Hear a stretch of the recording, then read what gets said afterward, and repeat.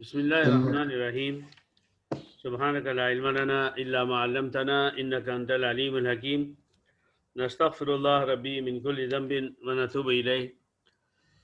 میرے بہت عزیز بھائیوں، میں ابھی آپ کے لیے درس کے لیے بیٹھ ہی رہا تھا تو اللہ تعالیٰ نے میرے دل میں ایک بہت ہی پیاری بات ڈالی۔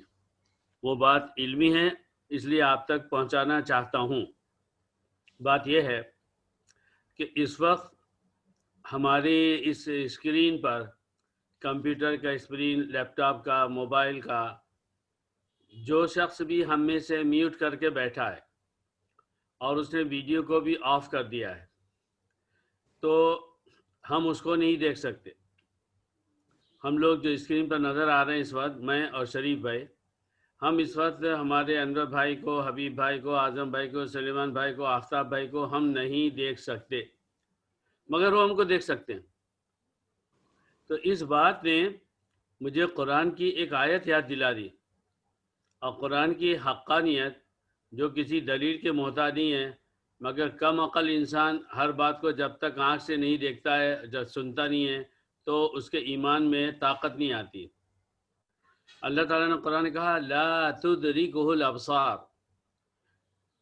انسانوں کی آنکھیں اس تک نہیں پہنچ سکتی، وہ یدرک الابصار، اور اللہ تعالیٰ انسانوں کی آنکھوں تک پہنچ جاتا ہے۔ دیکھیے یہ چھوٹا سا اسکرین ہم کو اس قرآن کی اس آیت کو سمجھا رہا ہے کہ آپ ہماری آنکھوں کے سامنے نظر نہیں آ رہے ہیں، لیکن آپ ہم کو دیکھ سکتے ہیں اور ہم آپ کو نہیں دیکھ سکتے۔ آپ ہم کو سن سکتے ہیں مگر ہم آپ کو نہیں سن سکتے۔ تو یہ سائنس کی ہر چھوٹی بڑی بات صرف اور صرف اسلام کے حق میں جا رہی ہے۔ اسکرین نے مجھے قرآن کی آیت کو یاد دلایا کہ اللہ تعالیٰ فرماتا ہے انسانوں تم مجھے نہیں دیکھ سکتے مگر میں تمہیں دیکھتا ہوں۔ تو اس اسکرین سے پہلے ایک سوال تھا کہ ایسے کیسے ممکن ہے، ہم تو اللہ کو نہیں دیکھ رہے ہیں مگر اللہ ہمیں دیکھ رہا ہے۔ یہ دیکھیں اسکرین پر میں آپ کو نہیں دیکھ سکتا ہوں مگر آپ سب مجھے دیکھ رہے ہیں۔ اللہ تعالیٰ ہمارے ایمان میں طاقت عطا فرمائے۔ ہماری جو آج کی آیت ہے وہ سورہ بقرہ کی 42 ہے۔ تفسیر چل رہی ہے، آیت جو ہے آیت نمبر 42، یہاں سے ہم شروع کریں گے۔ آج اللہ کا نام لے کر اللہ تعالیٰ صحیح سمجھنے اور سمجھانے کی توفیق عطا فرمائے۔ تو اللہ تعالیٰ فرما رہا ہے بسم اللہ الرحمن الرحیم وَلَا تَلْبِسُوا الْحَقَّ بِالْبَاطِلِ وَتَكْتُمُوا الْحَقَّ وَأَنْتُمْ تَعْلَمُونَ۔ اے یہودیو، حق بات کے ساتھ باطل کو مت ملاؤ اور تم حق کو چھپاتے ہو جبکہ تم جانتے ہو۔ یہ آیت، یہ بڑی عظیم الشان آیت ہے۔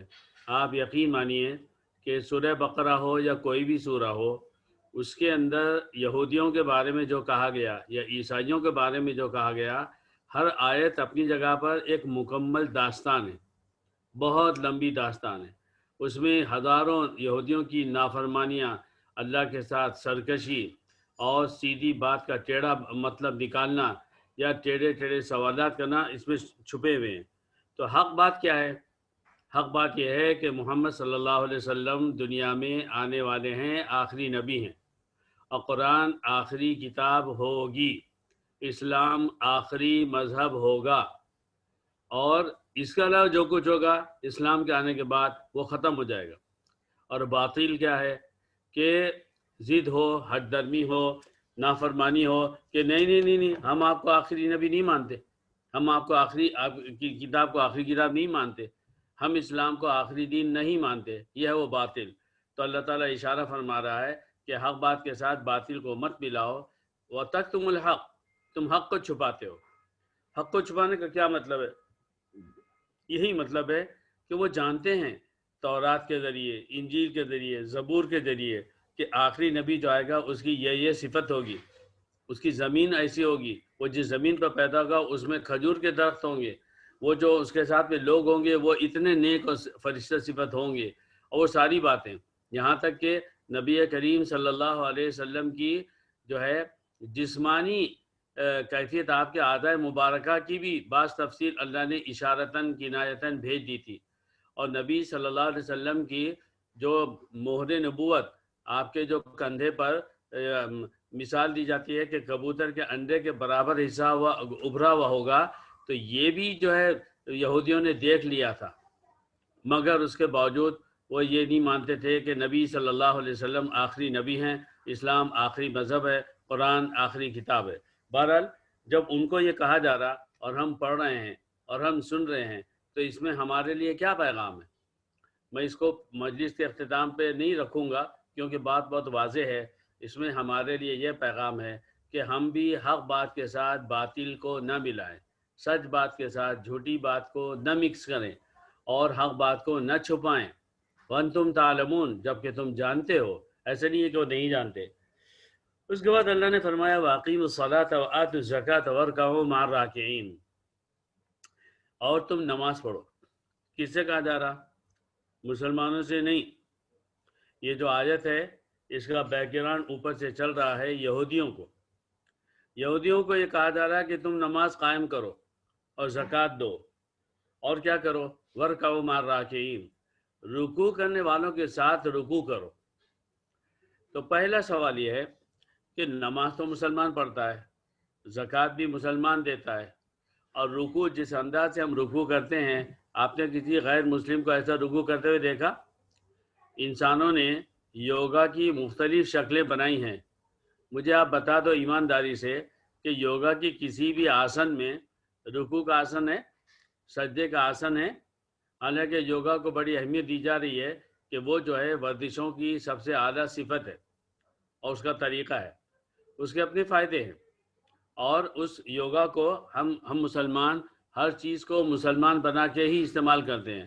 ہم بکرے کو مسلمان بناتے ہیں، اس کو اللہ کے نام پر ذبح کرتے ہیں تبھی کھاتے ہیں۔ عیسائی بکروں کو بھی کو مسلمان نہیں بنا سکے، وہ چکن کو بھی مسلمان نہیں بنا سکے کیونکہ وہ اللہ کے نام بھی نہیں لیتے ہیں۔ تو میرے بھائیوں، یہ بات کہ رکوع کرنا اور سجدہ کرنا، یہ جو دو آسن، اگر یہ لفظ صحیح ہو، یہ تو صرف سمجھانے کے لیے کہہ رہا ہوں، ورنہ عبادت کے یہ دو طریقے رکوع اور سجدہ، مسلمان بدنصیب ہیں، وہ اپنے اللہ کی دی ہوئی ہر بات کی نہ وہ قدر کر سکے اور نہ کرتے ہیں، نہ ذہنی طور پر قدر کرتے ہیں اور نہ عملی طور پر۔ سجدہ بہترین اللہ کی طرف سے ایک نعمت ہے، اور رکوع اللہ کی طرف سے بہترین نعمت ہے۔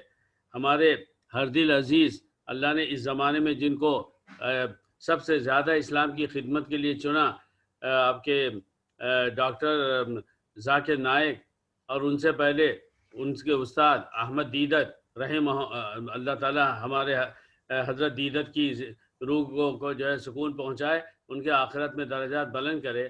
ان دو حضرات نے تو ماشاءاللہ ایک ایک بات کھول کر بتائی، اور اس میں ڈاکٹر ذاکر نائک نے اپنے تقریر میں یہ کہا کہ اگر میں صرف سجدے میں میڈیکلی کیا فائدے ہیں بیان کروں تو اس کے لیے 1 گھنٹہ چاہیے، مگر مسلمانوں نے اس پر کبھی ریسرچ نہیں کیا۔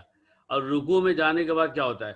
ہمیں کوئی بھی کام نہ میڈیکل فائدے کے لیے کرنا ہے، نہ دنیا کے فائدے کے لیے کرنا ہے، نہ دکھاوے کے لیے کرنا ہے، ہمیں تو ہر کام صرف اور صرف اللہ کے لیے کرنا ہے۔ سجدہ اللہ کے لیے کرنا ہے، رکوع اللہ کے لیے کرنا ہے، نماز اللہ کے لیے پڑھنی ہے۔ بہرحال ان یہودیوں سے کہا گیا کہ تم نماز پڑھو اور روزہ رکھو اور رکوع کرنے والوں کے ساتھ رکوع کرو۔ تو نماز میں تو رکوع شامل ہے، پھر اللہ تعالیٰ نے کیوں فرمایا کہ رکوع کرنے والوں کے ساتھ رکوع کرو؟ یہ اصل میں تینوں باتیں، نماز کا پڑھنا، زکوٰۃ کا دینا، رکوع کرنے والوں کے ساتھ رکوع کرنا، یہ باتیں مدینے میں جب یہودیوں سے اللہ تعالیٰ فرما رہا ہے تو اس بات کی طرف اشارہ ہے کہ نماز کون پڑھے گا؟ مسلمان، اور زکوٰۃ کون دے گا؟ مسلمان۔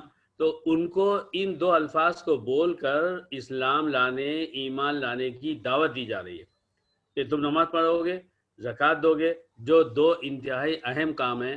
زکوٰۃ، نماز کے پڑھنے میں اللہ تعالیٰ کے حقوق آ جاتے ہیں اور ان کی طرف اشارہ ہے، اور زکوٰۃ کے دینے میں بندوں کے حقوق آ جاتے ہیں اور ان کی طرف اشارہ ہے۔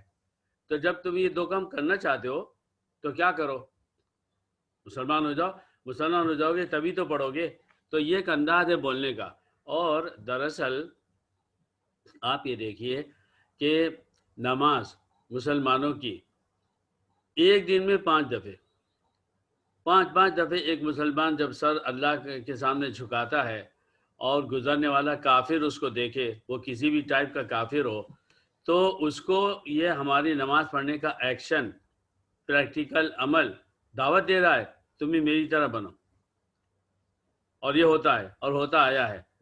اور یورپ اور امریکہ میں تبلیغ جماعت کو اللہ نے ایسا قبول کیا تھا کہ انہوں نے ہر جگہ پر نماز کو قائم کیا.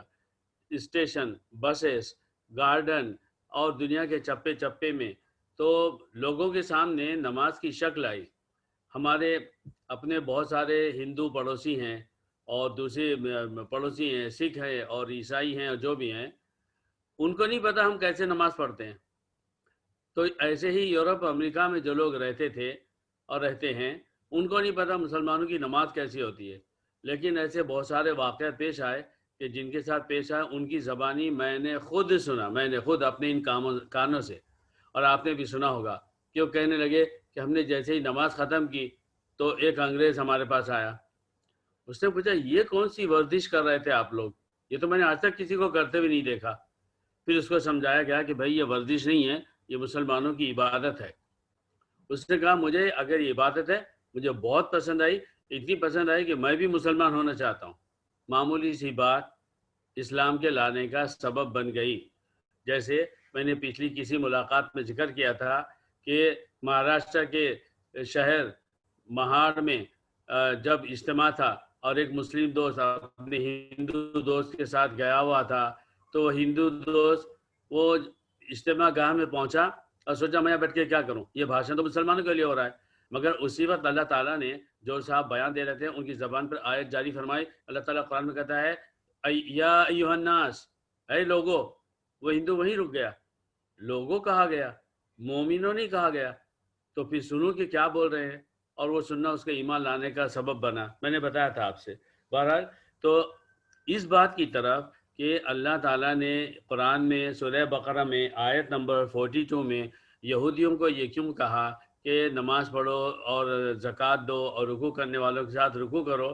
میں نے بہت ساری تفسیریں چھانی کہ اس کا کوئی خاص پوائنٹ مجھے مل جائے، لیکن مجھے بہت حیرت ہوئی دیکھ کر کسی تفسیر میں یہ سوال ہی نہیں اٹھایا گیا کہ یہودیوں کو یہ کیوں کہا گیا ہے کہ تم نماز پڑھو، تم زکوٰۃ دو، تم رکوع کرنے والوں کے ساتھ رکوع کرو.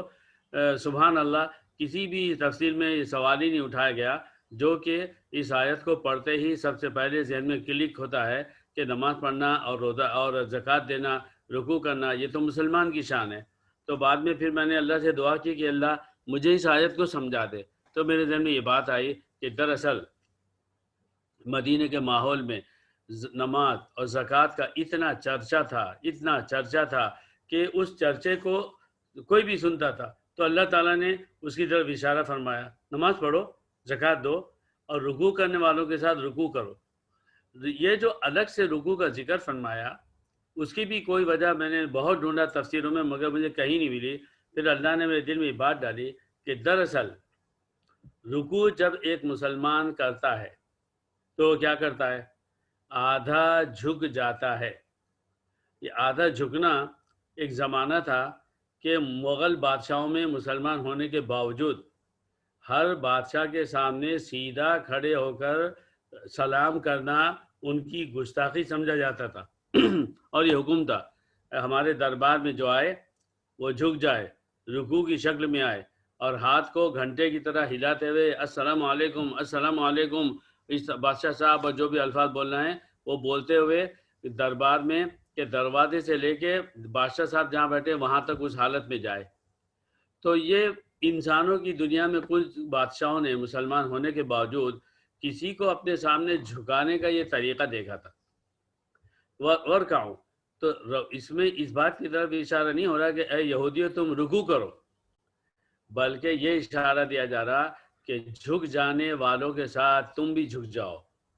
مسلمان اللہ کے سامنے جھک جاتا ہے، وہ اللہ کی ہر بات کو مانتا ہے.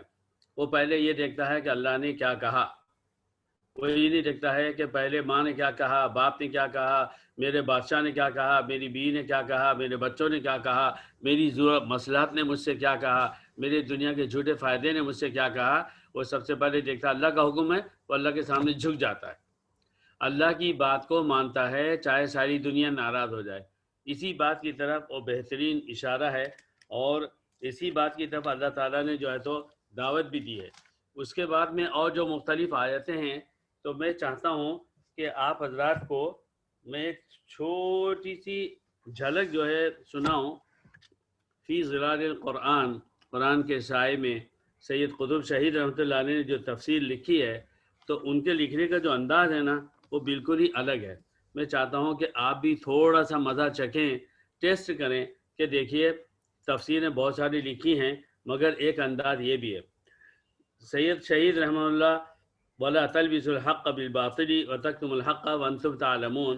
اب میں نیچے آپ کو ان کی جو فی ظلال قرآن کی پہلی جلد ہے اس کے ایک صفحے کا ترجمہ سناؤں گا، انشاءاللہ آپ کو بہت مزہ آئے گا، بہت اچھا لگے گا۔ اور میں کیا بتاؤں آپ سے کہ اس میں جو عربی استعمال ہوئی ہے نا، ہر لفظ ایک گلاب جامن ہے، ہر لفظ جو ہے ایک ڈائمنڈ ہے۔ ایسی پیاری دھلی دھلائی عربی جو ہے بہت کم کہیں بلکہ کہیں دیکھنے میں نہیں آئی۔ اس آیت کے ذیل میں وَلَا تَلْبِسُوا الْحَقَّ بِالْبَاطِلِ وَتَكْتُمُوا الْحَقَّ وَأَنْتُمْ تَعْلَمُونَ، حق کو باطل کے ساتھ مت ملاؤ اور حق کو مت چھپاؤ جبکہ تم جانتے ہو۔ سید صاحب لکھ رہے ہیں یہودیوں نے یہ حق بات اور غلط بات کو ملانے کا کام ہر اس وقت کیا ہے جب بھی کوئی موقع ان کے ہاتھ لگا ہے، اور اس بات کو قرآن نے مختلف جگہوں پر ذکر بھی فرمایا ہے۔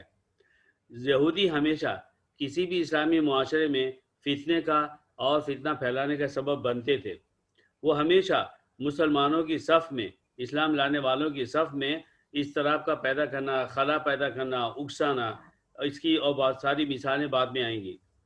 پھر اللہ تعالیٰ ان کو اس بات کی طرف بلا رہا ہے کہ وہ جو ایمان کا جلوس جا رہا ہے اس کے اندر شامل ہو جائے، اس صف میں داخل ہو جائیں، اس کی جو فرض کی ہوئی عبادتیں ان کو ادا کریں، اور یہ جو الگ رہنا ہے مسلمانوں سے، تعصب کرنا ہے، غلط تعصب کہ ہم یہودی ہیں ہم تو مسلمان نہیں ہوں گے، تو یہ جو ہے یہ چھوڑ دیں۔ اور یہ وہ چیز ہے جو یہودیوں کی زمانے سے سب کو معلوم ہے کہ وہ سچ بات کی طرف نہیں آتے ہیں بلکہ اس میں جو ہے تو الٹی سیدھی باتیں مکس کرتے ہیں۔ آگے کی آیت واقعی الصلاۃ وآتوا الزکاۃ وارکعوا مع الراکعین، پھر اللہ تعالیٰ ان کے اوپر یہ جو ہے انکار کر رہا ہے، خاص طور پر ان کے علماء کے اوپر، کہ وہ جب وہ اہل کتاب ہیں مشرکوں کے درمیان، یہ بات غور سے سنیے، مکہ اور مدینہ، اس کو تصور کیجئے نبی کریم صلی اللہ علیہ وسلم کے زمانے کا، جس میں سارے مشرک بھرے ہوئے ہیں، چاہے مکہ ہو چاہے مدینہ، اور اس میں لفظ ایمان کون بول رہا تھا؟ صرف یہودی، اور اللہ کون بتاتا تھا؟ یہودی۔ تو یہ سید صاحب لکھ رہے ہیں کہ ان کے علماء کو خاص طور سے اللہ نے سرزنش کی، ان کو ڈانٹا کہ ایک طرف تو تم ان مشرکوں کے درمیان اہل کتاب بنتے ہو، ایمان کی طرف بلاتے ہو، اور سیم ٹائم تم اپنی ہی قوم کو اللہ کے دین پر ایمان لانے سے روک رہے ہو، حالانکہ یہ وہ دین ہے جو تمہاری پرانی کتاب کا جو ہے، تمہارے دین کا بھی جو ہے تو اس کی تصدیق کر رہا ہے۔ اتأمرون الناس بالبر وتنسون انفسکم وانتم تتلون الکتاب افلا تعقلون، کیا تم لوگوں کو بھلائی کا حکم دیتے ہو، وتنسون انفسکم، اور اپنے آپ کو بھول جاتے ہو جبکہ تم اللہ کی کتاب پڑھتے ہو، کیا تمہیں عقل نہیں ہے؟ کیا تم سمجھتے نہیں ہو؟ اس آیت کی تشریح سنیے۔ اور اس کے باوجود کہ قرآن کریم جو ہے وہ بنی اسرائیل کی ابتدائی حالت کو ذکر کر رہا ہے کہ جب مکے میں اور مدینہ منورہ میں نبی صلی اللہ علیہ وسلم کو اپنی آنکھوں سے دیکھ کر، اسلام کی کیفیات کو دیکھ کر، بدلے ہوئے مشرکوں کے مسلمان بن کر زندگی کے ان کے رنگ ڈھنگ کے بدلے ہوئے دیکھ کر بھی وہ جو ہے ایمان نہیں لا رہے ہیں، اور اس اسلام کے وجود میں آنے سے پہلے وہ کیا کر رہے تھے کہ لوگوں کو کہتے تھے اللہ ایک ہے اور اللہ کی جب ماننا چاہیے، یہ بتوں کی پوجا نہیں کرنا چاہیے، اور جب لوگوں کو یہ بھلائی کا حکم دے رہے تھے، اس بھلائی کا ذکر ہے، اتأمرون الناس بالبر، تم لوگوں کو بھلائی کا حکم دیتے ہو۔ یہاں بھلائی سے مراد سچ بولنا، جھوٹ نہیں بولنا، ادب کرنا، یہ کرنا وہ کرنا نہیں ہے، بلکہ یہاں پر بھلائی کا مراد ہے کہ جو mother of all good things ہے وہ ہے اسلام۔ تو تم لوگوں کو بھلائی کا حکم دیتے ہو، خود اپنے آپ کو بھول جاتے ہو کہ تم بھی مسلمان بن جاؤ، تو اس کی طرف اشارہ ہے۔ تو سید صاحب فرما رہے ہیں کہ ایک طرف اللہ تعالیٰ بنو اسرائیل کی ابتدائی حالت کو اگر بتا رہا ہے تو اسی میں سارے انسانوں کے لیے اشارہ ہے کہ وہ بھی ایسا نہ کریں کہ لوگوں کو اچھی بات کا حکم دیں اور اپنے آپ کو بھول جائیں۔ اور خاص طور پر سید صاحب لکھ رہے ہیں کہ جو دیندار کہلاتے ہیں ان کے لیے یہ حکم ہے کہ وہ لوگ جو دیندار ہیں تو ان کو یہ نہیں کرنا چاہیے کہ وہ تو لوگوں کو دینداری کی مختلف شکلوں کی طرف بلائیں اور اپنے آپ کو بھول جائیں، خود عمل نہ کریں۔ تو وہ یہ کہہ رہے ہیں کہ یہ جو بات ہے کہ بھلائی کی طرف بلانا اور اپنے آپ کو خود عمل نہ کرنا، یہ کسی ایک قوم کے ساتھ نہیں ہے، نہ ہی کسی ایک نسل کے ساتھ ہے۔ اس کے بعد وہ لکھ رہے ہیں دینداروں کی مصیبت یہ ہے، سنیے گا غور سے، دینداروں کی مصیبت یہ ہے کہ جب دین ایک پیشہ بن جاتا ہے اور وہ ایک گرم عقیدہ نہیں رہتا، جب وہ ایک پروفیشن بن جاتا ہے اور جو ایمان کی گرمی ہے وہ اس کا شعلہ نہیں بنتا ہے، تو کیا ہوتا ہے، وہ اپنی زبانوں سے وہ باتیں بولتے ہیں جو خود ان کے دلوں میں نہیں ہوتی۔ وہ خیر کی بات کا حکم دیتے ہیں مگر خود نہیں کرتے، وہ نیکی کی طرف بلاتے ہیں خود ہی اس کو نگلیکٹ کرتے ہیں، وہ الفاظ کا ہیر پھیر کر کے کبھی کچھ اور کبھی کچھ مطلب بتاتے ہیں، جو قطعی جو ٹیکسٹ ہے اس کو جو ہے اپنی غرض کے لیے استعمال کرتے ہیں۔ اور آپ دیکھیں گے کہ فتووں کی اور تعویل کی اور ریزن بتانے کی ایسی لہر شروع ہو جاتی ہے کہ جو ظاہر میں تو قرآن کے الفاظ سے ملتے جلتے نظر آتے ہیں مگر در حقیقت وہ دین کی حقیقت سے دور ہوتے ہیں۔ کیوں؟ تاکہ وہ اپنے دل کی خواہش کو دین کے نام پر لوگوں کے سامنے بیان کریں، اور ان لوگوں کے سامنے خاص طور پر جو کہ مالدار ہیں، جن کے پاس طاقت ہے، تو ان کی چاپلوسی میں کیا کرتے ہیں کہ دین کی حقیقت کو بدل دیتے ہیں، جیسے کہ یہودی علماء کرتے تھے۔ دین کی طرف بلانا اور اسے جو ہے ان بلانے والوں کی خود جو لوگ بلا رہے ہیں ان کی خود کی مخالفت کرنا، یہ وہ ایسی بری بیماری ہے جو بلا شبہ جو ہے کسی کے دل کے اندر آتی ہے تو اس وجہ سے کہ اس کو شک ہے۔ تو یہ جو بات ہے یہ خود اس دعوت کو کمزور کر دیتی ہے، داعیوں کو نہیں، جس داعی جس بات کی طرف بلا رہا ہے اس کو کمزور کر دیتی ہے کہ خود تو عمل نہ کرے اور دوسروں کو کہتا رہے۔ اور اس صورت میں کیا ہوتا ہے کہ لوگوں کے دل اور ان کی فکریں، ان کے اندر شک پیدا ہو جاتا ہے، کیونکہ وہ ایک بہت اچھی بات سنتے ہیں لیکن اسی کے مقابلے میں بہت ہی برا عمل بھی دیکھتے ہیں، تو انہیں حیرت ہوتی ہے کہ بات کچھ ہے اور عمل کچھ اور ہے، اور پھر ان کے دل میں وہ جو عقیدے کا شعلہ بھڑکنا چاہیے تھا وہ بجھنے لگتا ہے، ان کے دل میں جو ایمان کا نور آنا چاہیے وہ ختم ہونے لگتا ہے، اور پھر ان کا دین پر بھروسہ اٹھ جاتا ہے۔ جبکہ وہ دیکھتے ہیں کہ دیندار ایسے ہیں، جب دیندار سے ان کا بھروسہ اٹھ جاتا ہے تو دین سے بھی اٹھ جاتا ہے۔ جو کلمہ ہے، جو زبان سے بات نکلتی ہے، جب وہ جو ہے خود ہی ایک مردہ کلمہ ہو، یعنی وہ زبان سے وہ بات جس کے پیچھے عمل نہ ہو، وہ بات جو ہے ایک مردہ بات ہے، تو اور پھر اس کے بعد میں پھر وہ جن لوگوں کو ملے گی وہ ایک مردہ چیز کیا پیدا کرے گی، مردہ چیز مردہ دلوں کو پیدا کرے گی، چاہے وہ کتنی شوردار الفاظ سے، بڑے بڑے الفاظ سے بولا جائے، اس لیے کہ وہ بات اس دل سے نہیں نکل رہی ہے جس میں ایمان بھرا ہوا ہے۔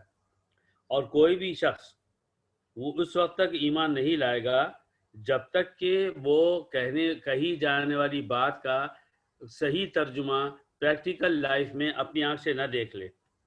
تو یہ وہ چیز ہے جس کو ہماری سمجھنے کی بات ہے۔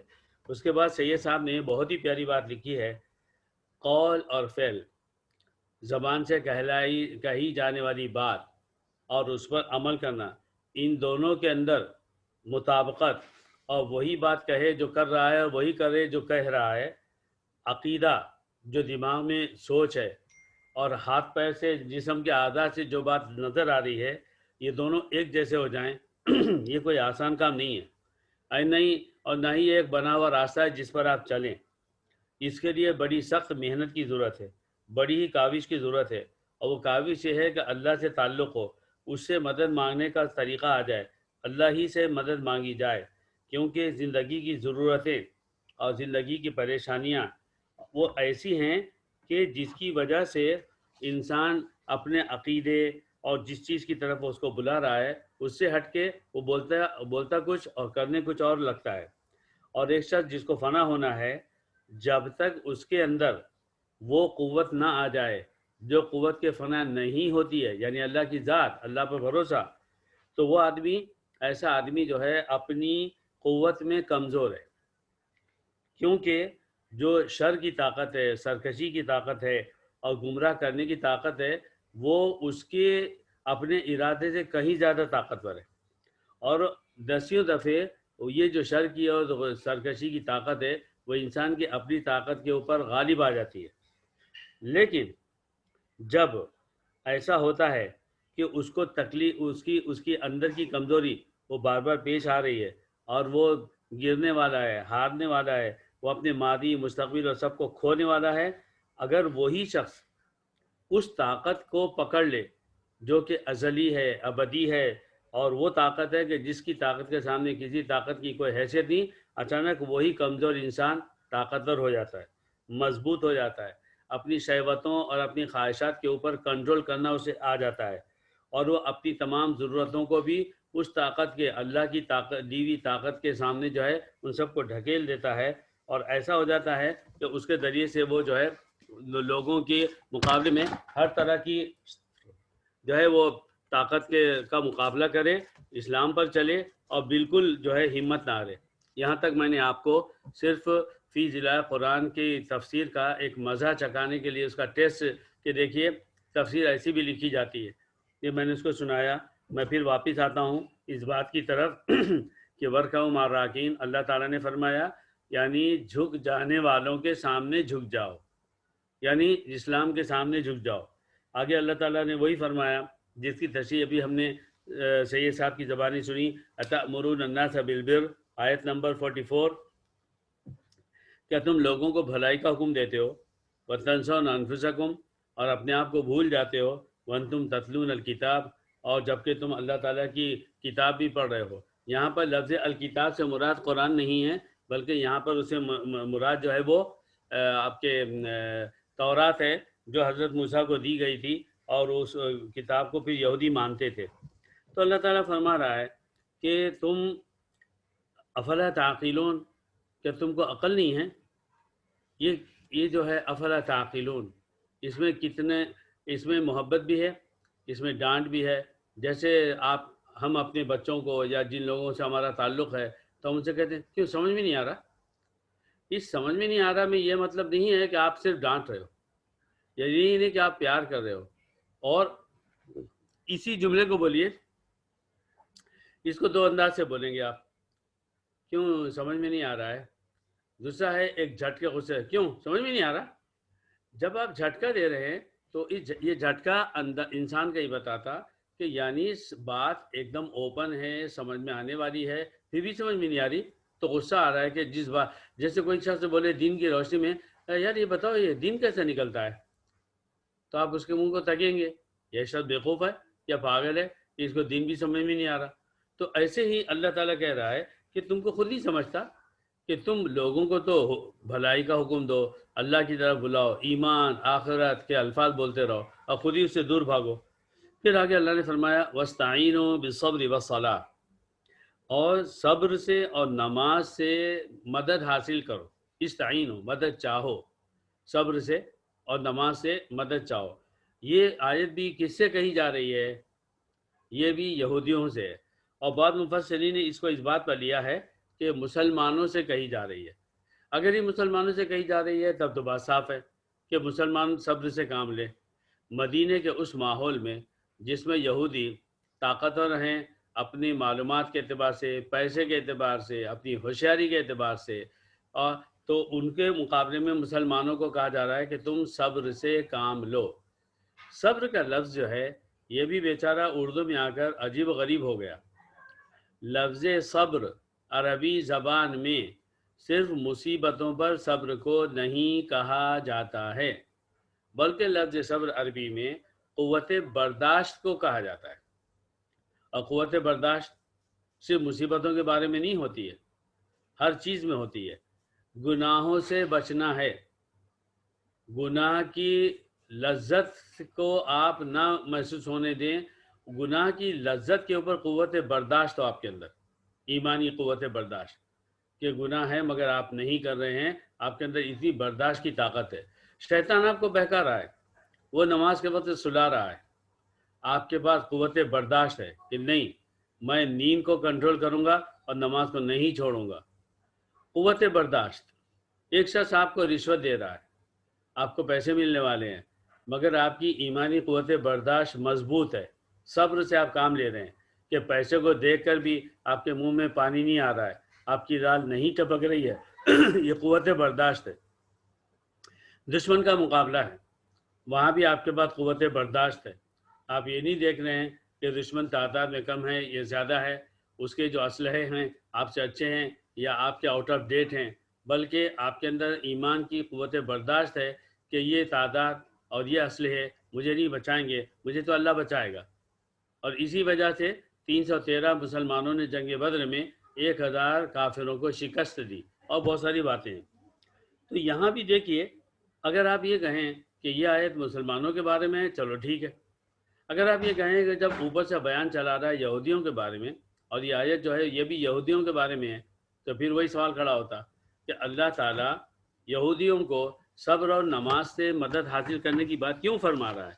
تو اس میں بھی یہی بات ہو رہی ہے کہ دیکھو، تم جو ہے مسلمان بن جاؤ، صبر سے کام لو، یعنی ایمان کی قوت برداشت کو پیدا کرو اور نماز پڑھو، تو تمہارے اندر جو بات آئے گی وہ یہ آئے گی کہ جو اندر کا شیطان ہے جو تم سے کہہ رہا ہے نبی کو جھٹلاؤ، قرآن کو جھٹلاؤ، اسلام کو جھٹلاؤ، تمہارے اندر قوت برداشت آئے گی۔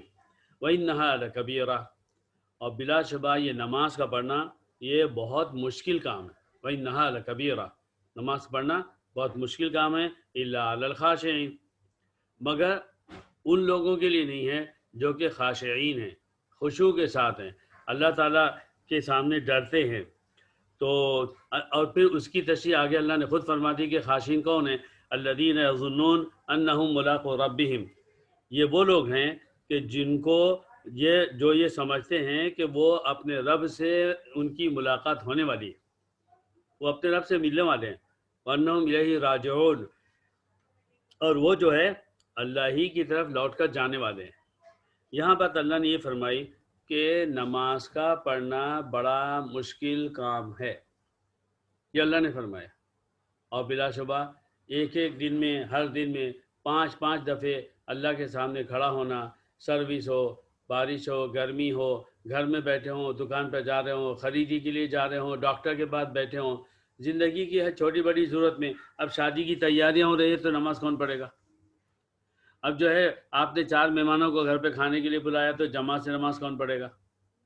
اب یہ کام کرنا ہے، اب وہ کام کرنا ہے، وہ بچے نے ضد کی کہ نہیں مجھے وہ چیز چاہیے، اب وہ لانے کے لیے آپ نکلے اور راستے میں رش میں پھنس گئے، تو اب نماز کون پڑھے گا؟ تو یا تو نہیں پڑھے گا مسلمان، یا بعد میں پڑھے گا، وہ مسجد جانے سے محروم رہے گا۔ یہ وہ سب چیزیں ہیں کہ نماز کا پڑھنا واقعی بہت مشکل کام ہے، الا علی الخاشعین، لیکن ان لوگوں کے لیے وہ مشکل کام نہیں ہے جو کہ خاشع ہیں۔ اور خاشع کون ہیں؟ اس کی 2 صفت اللہ نے بتائی۔ نمبر 1، وہ لوگ جو یہ سمجھتے ہیں کہ وہ اپنے رب سے ملنے والے ہیں۔ اگر مجھے مثال کے طور پر شریف بھائی سے ملنا ہے اور شریف بھائی کے میں 100 درہم دینا ہوں، میں دینا نہیں ہوں، اگر ہو تو شریف بھائی مجھے یاد دلا دیجیے گا تاکہ میں دے دوں۔ تو اب اگر وہ 100 درہم دینا ہے اور میں کیا سوچا، میں نے سوچا چلو یار شریف بھائی سے جا کے ملتے ہیں، مجھے فوراً یاد آئے گا ارے میں نے ان کے 100 درہم تو دیے نہیں، تو میں کس منہ سے ملوں؟ ویسے بے شرم لوگ بھی ہیں دنیا میں کہ سارے پیسے کھا جاتے ہیں پھر بھی آ کے بڑے پیار سے ملتے ہیں، لیکن غیرت مند اسے یاد آتا ہے یار اگر وہ انہوں نے مجھ سے یہ پوچھ لیا تو میں کیا جواب دوں گا، تو پھر میں ملاقات کرنے سے بچتا ہوں۔ جو لوگ خاشعین ہیں، اللہ سے ڈرتے ہیں، تو وہ لوگ جو ہے اگر ان کے ذہن میں یہ بات ہے کہ وہ اللہ سے ملنے والے ہیں، کیا مطلب ہے اس کا؟ یعنی ان کو یاد ہے جب اللہ سے ملوں گا آخرت میں، نماز کا حساب ہوگا، میں کیا جواب دوں گا؟ تو وہ سیدھے ہو جاتے ہیں، نفس کو اور اپنے شیطان کو شکست دیتے ہیں اور ہر حال میں نماز کو قائم کر کے بتاتے ہیں۔ وَأَنَّهُمْ إِلَيْهِ رَاجِعُونَ، اسی بات کو اور دوسرے انداز میں کہ وہ واپس اللہ ہی کے پاس لوٹ کر جانے والے ہیں۔ تو یہ جو خشوع ہے اس کی اس میں ایک تفسیر میں بڑی اچھی تعریف کی گئی تھی، تو میں نے اسے نوٹ کر لیا کہ میں اپنے بھائیوں کو سناؤں گا۔ تو انہوں نے کہا ہے خشوع کسے کہتے ہیں؟ الخشوع خضوع القلب، خشوع کہتے ہیں دل کے جھک جانے کو۔ دل ماں باپ کی محبت میں جھک جاتا ہے، تو ماں باپ کا کیسا خیال کرتا ہے؟ دل بیوی کی محبت میں جھک جاتا ہے تو بیوی کی محبت کیسے کرتا ہے؟ اور دل بچوں کے محبت میں جھک جاتا ہے تو بچوں کا خیال کیسا کرتا ہے؟ دل اللہ کی محبت میں جھک جائے تو نماز کیسی ہوگی؟ اس دل کو یاد کیجئے جو ماں باپ کی محبت میں جھک گیا تھا تو آپ رات بھر جاگتے تھے اور اٹھتے تھے اور اپنی کمائی ان کے قدموں پر لا کر ڈالتے تھے، ان کے ہاتھ چومتے تھے، کیونکہ آپ کا کے دل میں خشوع ہے اپنے ماں باپ کے لیے۔ اس دل کو ذرا سا یاد کیجئے کہ جو بیوی کی ہر فرمائش کو پورا کرتا رہا ہے، اس دل کو یاد کیجئے کہ جو بچوں کی ہر خواہش کو پورا کرتا رہا ہے، اور ان سارے دلوں کے ساتھ ذرا سا اس دل کو بھی یاد کر لیجئے جو نماز کے لیے جاتا ہے مگر جسم مسجد میں ہوتا اور دل و دماغ مسجد کے باہر ہوتے ہیں۔ یہ ہمارا ڈیفرنس ہے۔ اس ڈیفرنس کو اگر کم نہیں کرو گے تو منافق کہلاؤ گے، اور جو نماز ہوگی وہ ادا تو ہو جائے گی مگر اس کا ثواب نہیں ملے گا۔ تو ایک تو یہ بات کہ دل خشوع نام ہے دل کے جھک جانے کا، وَطُمَأْنِينَتُهُ، اور دل کے اندر کا اطمینان۔ ماں باپ کو دیکھ کر کیسے اطمینان ہوتا ہے؟ بیوی بچوں کو دیکھ کر کیسے اطمینان ہوتا ہے؟ نماز میں کھڑے ہو کر ایسا اطمینان ہوتا؟ اب میں اللہ کے سامنے آ گیا ہوں، اب مجھے اللہ تو ہر جگہ دیکھ رہا تھا لیکن اب اللہ یہ دیکھ رہا ہے کہ اب میں مسجد میں اللہ کے سامنے کھڑا ہوں۔ میرے بھائیوں، جب مسجد کی طرف چلو، داخلو نہیں کہہ رہا ہوں، جب مسجد کی طرف چلنا شروع کرو تو فوراً اپنے دماغ میں سوچو میں کہاں جا رہا ہوں، کس کے دربار میں جا رہا ہوں، کیوں جا رہا ہوں؟ ابھی جو میں نے ڈنڈی ماری، ابھی میں نے جو زبان سے غلط بات بولی، ابھی جو میری نظریں بہکی، ابھی میں نے تو یہ کیا وہ کیا، ابھی میں جا رہا ہوں اللہ کے سامنے۔ میری بھی بے شرمی کی حد ہے کہ یہ سب کر کے اب اللہ کے سامنے جا رہا ہوں۔ اب اس کا مطلب یہ نہیں ہے کہ آپ بولے یار بڑی بے شرمی کی بات ہے، ایسا غلط کیا اور جا کے اللہ کے سامنے کھڑا ہو جاؤں، چلو میں جاتا ہی نہیں ہوں۔ یہ دوسری غلطی ہے۔ غلطی کی اصلاح دوسری غلطی سے نہیں کی جاتی، بلکہ غلطی کی اصلاح سب سے پہلے اس غلطی کو چھوڑ کر کی جاتی ہے۔ تو دل میں افسوس ہو، اے اللہ انسان ہوں، جو ہو گیا، اے اللہ مجھے توفیق دے کہ میں سیدھا بن جاؤں۔ اور پھر جب آپ جا رہے ہیں، کس سے ملنے جا رہے ہیں؟ اگر آپ سفر پر گئے اور گھر واپس آئے اور اب آپ اپنے ماں باپ، بیوی بچوں، بھائیوں سے ملنے جا رہے ہیں، دل میں خوشی ہوتی ہے، محبت کا ایک تصور ہوتا ہے اور ایک لذت محسوس ہوتی ہے۔ کیا یہ لذت فجر، ظہر، عصر، مغرب، عشاء میں ہوتی ہے؟ میں اپنے اللہ کے پاس جا رہا ہوں، والذین آمنوا اشد حبا للہ، جو ایمان والے ہیں ان کی سب سے زیادہ محبت اللہ سے ہوتی ہے۔ تو مسجد میں نماز کے لیے جانا صرف ڈر اور خوف نہیں ہے کہ میں نے یہ غلط کیا وہ غلط کیا، اللہ کے سامنے کیسے کھڑا رہا ہوں۔ مسجد میں جانا جیسے ایک چھوٹا سا بچہ دوڑ کر ماں کے گلے لگ جاتا ہے، باپ کے گلے لگ جاتا ہے، چھوٹا سا بچہ ایک دم خوشی اور پیار اور جذبے میں آ کے آپ کے گود میں گھس جاتا ہے تو آپ کو کتنا اچھا لگتا ہے۔ بلا شبہ ہر انسان ایسی محبت اگر اللہ سے کرے، مسجد سے کرے، نمازوں کے اندر کرے، زندگی بدل جائے۔ اور اگر ہر مسلمان کی زندگی بدل جائے تو بھی دنیا بھی بدل جائے۔ تو یہ ہے کہ دل کا سکون ہو، وہ اللہ کے لیے ہو، منکسار ہو بین یدیہ، اور اللہ کے سامنے آدمی ٹوٹ کر کھڑا ہو، ذلًا، اپنے آپ کو ذلیل سمجھ کر، وافتقارا، اور محتاج سمجھ کر، وایمانا بہ ولقائہ، اور اندر ہمارے دل میں ایمان کا ایک طوفان اٹھ رہا ہو کہ میں اللہ کے سامنے کھڑا ہوں، کل کو مجھے اللہ سے ملنا ہے۔ میرے بھائیوں، یہ ہے وہ آپ کے خشوع، جس خشوع سے اللہ نہ کرے ہم سب محروم ہیں۔ ہم نماز کا ڈھانچہ کرتے ہیں، یہ بھی اللہ کا انعام ہے کہ اللہ تعالیٰ ہم سے ناراض نہیں ہے تو نمازوں میں بلا رہا ہے، 5 دفعے ہم اس کے دربار میں جا رہے ہیں۔ اور جس کی ناراضگی اللہ سے جتنی بڑھ جاتی ہے، اللہ جس قدر ناراض ہو جاتا ہے، نمازوں سے غفلت ہونے لگتی ہے، ایک چھٹتی ہے تو دوسری سے تیسری ہے، 5ویں، اس کے بعد جمعہ کو جمعہ، اس کے بعد عید کی عید، اور وہ سب بھی نہیں ہوتا۔ بس جب مر گئے تو پھر کوئی مسجد میں لا کے ڈالتا ہے کہ 2 رکعت پڑھ آپ کے اوپر نماز پڑھے اور آپ کو اٹھا کے قبر میں ڈال دے۔ اللہ تعالیٰ اس کیفیت سے بچائے۔ میرے بھائیوں، سچی بات یہ ہے کہ واقعتاً یہ جو ہے نماز اور اس کا پھر یہ ذکر اور پھر زکوٰۃ اور اس کا ذکر اپنے اندر بڑا ہی معنی رکھتا ہے۔ آگے اللہ تعالیٰ فرماتا ہے یا بنی اسرائیل، اس سے پہلے بھی آیا تھا، اب دوسری دفعہ آ رہا ہے، یا بنی اسرائیل اذکروا نعمتی التی انعمت علیکم، اے اے بنی اسرائیل، اے اسرائیل کے بیٹو، تم اس نعمت کو یاد کرو جو میں نے تم پر کی ہے۔ میں نے عرض کیا تھا کہ اس نعمت سے مراد ہے کہ ان کو جب سے انبیاء اللہ نے ان کے درمیان میں بھیجے، ان کے اندر کتنے نبی آئے، ان کے اندر کتنی کتابیں آئیں، ان ساری نعمتوں کی طرف اشارہ ہے۔ وَأَنِّي فَضَّلْتُكُمْ عَلَى الْعَالَمِينَ، اور میں نے تم کو ٹاپ پر رکھا ہے ساری دنیا کے مقابلے میں نے تم کو فضیلت دی ہے دنیا کے، ساری دنیا پر، عالمین۔ یہ جو بات ہے اس کا مطلب یہ نہیں ہے کہ وہ مسلمانوں سے بھی آگے ہیں، اس کا مطلب صرف ایک ہے، جب تک یہودی تھے، جب تک آخری نبی نہیں آیا تھا، سب سے اونچا کون تھا؟ یہودی تھے۔ کیوں اونچے تھے؟ سائنس، ٹیکنالوجی، پیسے اور ہوشیاری اور مکاری کی وجہ سے؟ جی نہیں، اس لیے کہ انبیاء آ رہے ہیں، کتابیں نازل ہو رہی ہیں، اس کی وجہ سے وہ سب سے دنیا میں اللہ نے ان کو افضل بنایا تھا۔ اور جب اسلام آ گیا تو اللہ تعالیٰ نے فرما دیا ان الدین عند اللہ الاسلام، اللہ کے پاس اب جو دین چلے گا وہ صرف اسلام ہے۔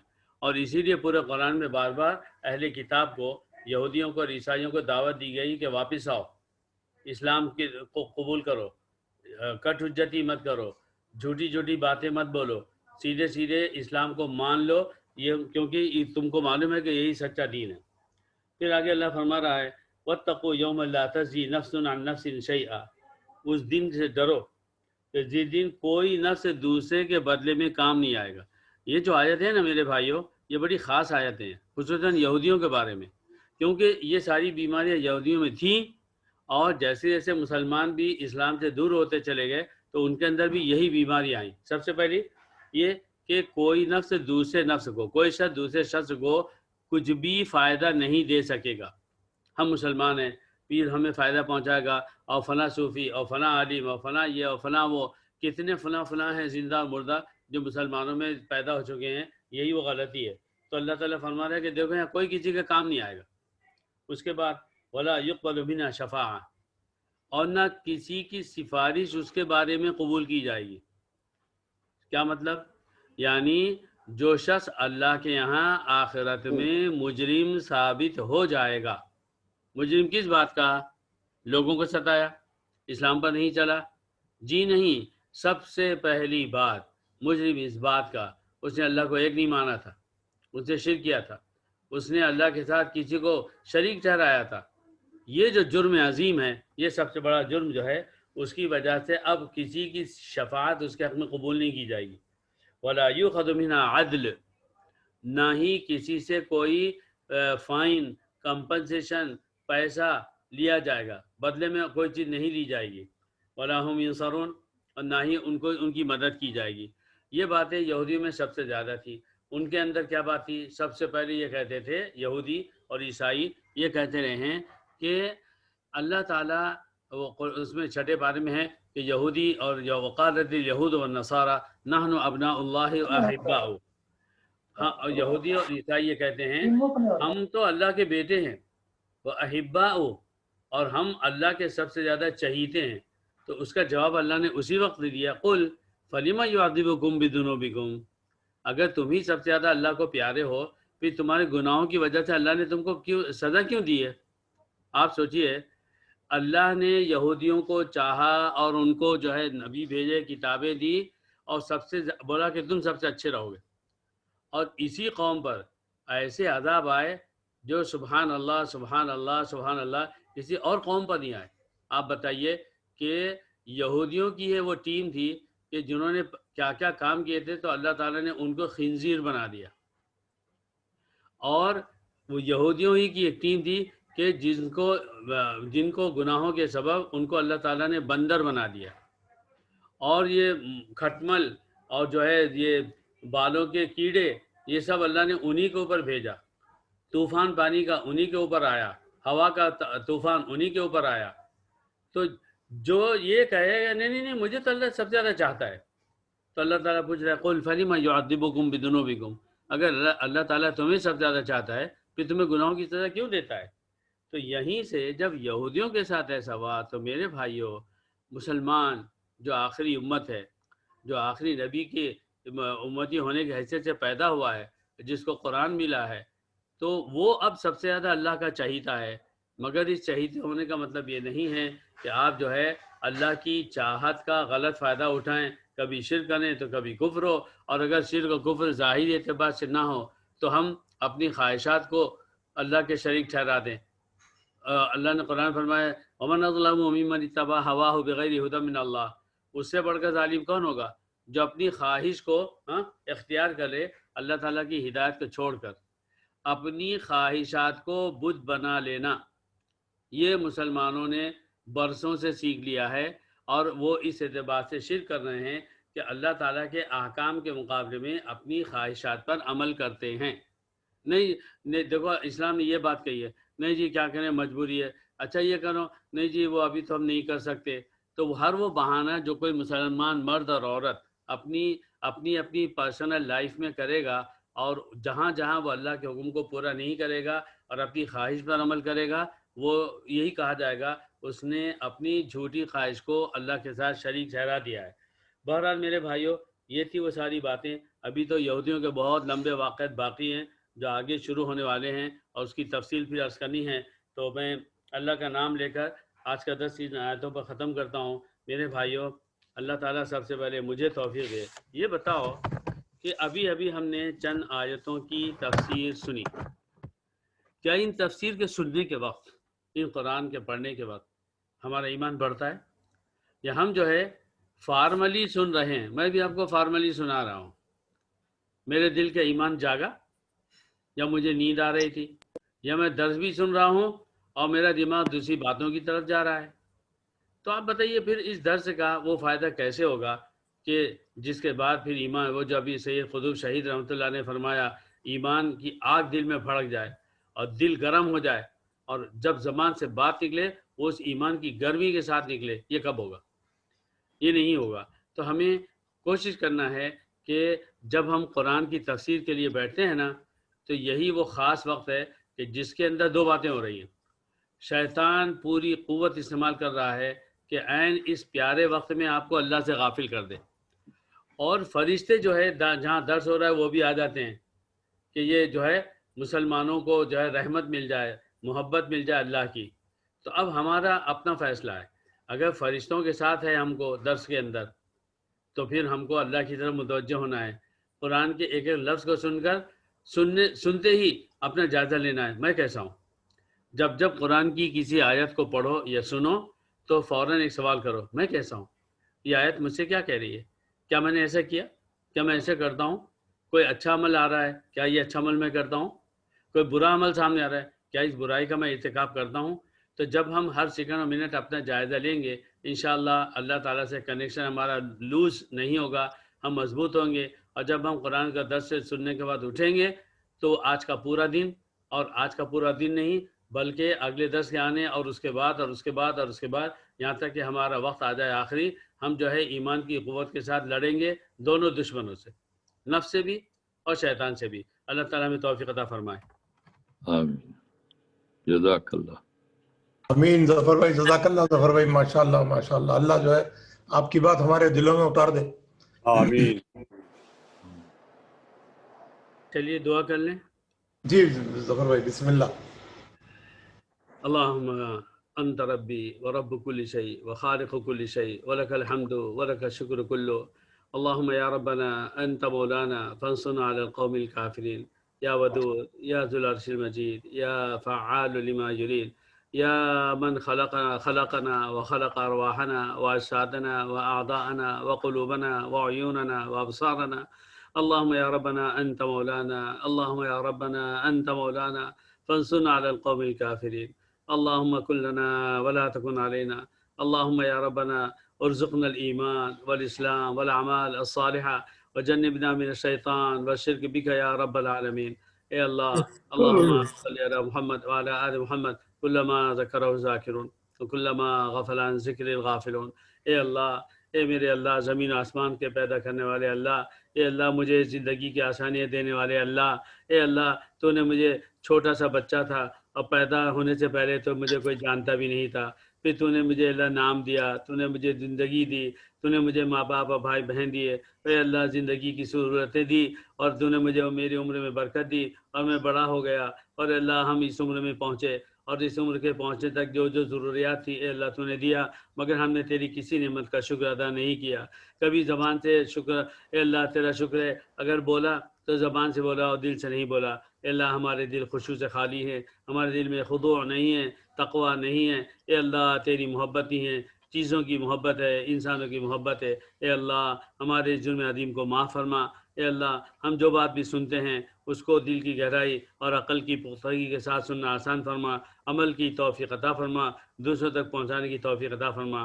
اے اللہ ہم تیری توفیق سے یہودیوں کی جو باتیں سن رہے ہیں، اے رب العالمین تمام باتوں سے ہماری اور ہماری نسلوں کی اور ہر مسلمان کی اور اس کی نسل کی حفاظت فرما۔ مسلمانوں کے اندر سے وہ سارے غلط کام جو یہودی اور عیسائی کرتے ہیں، ان سارے کاموں کو، عرب کو، عجم کو، مشرق مغرب شمال جنوب کو، اے اللہ اس زمانے کے مسلمانوں کو اور اس کے بعد جو آنے والے ہیں ان سب کو اے اللہ محفوظ فرما۔ اے اللہ ہم سے پہلے جتنے مسلمان آئے اور اے اللہ وہ جو ہے اپنے نفس یا شیطان اور یہودیوں اور عیسائیوں کے راستے پر چلے، ان کے اس جرم عظیم کو معاف فرما۔ اے رب العالمین ان کے ساتھ اے اللہ بھلائی کا معاملہ فرما، جنت میں داخلہ عطا فرما۔ اے اللہ تیری بنائی ہوئی تقدیر کے مطابق اگر کوئی مسلمان جہنم میں جائے، اے رب العالمین پھر اس کو جلد سے جلد جہنم سے نکال دے، اے اللہ اپنی رحمت میں لے لے، جنت اس کے لیے کھول دے اور اس کو جنت میں واپس آنا آسان فرما۔ اے رب العالمین ہم اس درس میں جمع ہوتے ہیں، ہمارے جمع ہونے کو قبول فرما، کہنے والے کو سننے والوں کو اے اللہ اخلاص عطا فرما، عمل کی توفیق عطا فرما، ہر بات کو دوسروں تک پہنچانا آسان فرما، ہماری نسلوں کے ایمان و جان و مال کی حفاظت فرما۔ اے اللہ ہماری ان دعاؤں کو اور دنیا کے ہر مسلمان کی ہر دعا کو اے اللہ اپنے فضل و کرم سے قبول فرما۔ وصلی اللہ تعالی علی خیر خلقی محمد و آلہ وصحبہ اجمعین برحمتک یا ارحم الراحمین۔ بھائی انور صاحب کے لیے دعا کر دیں۔ ہاں بھائی واقعی اللہ تعالیٰ اگرچہ ہم آج کی دعا میں انور بھائی کے لیے نام نہیں لے سکے، لیکن اگر ہم بھولے ہیں تو اللہ نہیں بھولا ہے۔ دیکھ رہا تھا میں نے کہا ظفر بھائی بھول گئے بھائی۔ نہیں بس کبھی ذہن ادھر نہیں جاتا، لیکن جو رب ہے آپ کا وہ نہ آپ کو بھولا ہے اور نہ مجھے بھولا ہے، اور اگر ہم اس وقت بھولے ہیں تو میں فجر میں نہیں بھولا آپ کو، تہجد میں اشراق میں نہیں بھولا، اور ہمارے سب بھائی بھی اسی طرح آپ کو یاد رکھے ہوئے ہیں۔ شاید یہ اس بات کی طرف اشارہ ہے کہ اللہ تعالیٰ جو ہے اس آنے والے ہفتے کو ہمارے انور بھائی کے لیے آسان کرے گا اور آزادی مل جائے گی انشاءاللہ آمین یا رب العالمین۔ ظفر بھائی جی یہ جو آپ نے بھی فرمایا کہ جو لوگ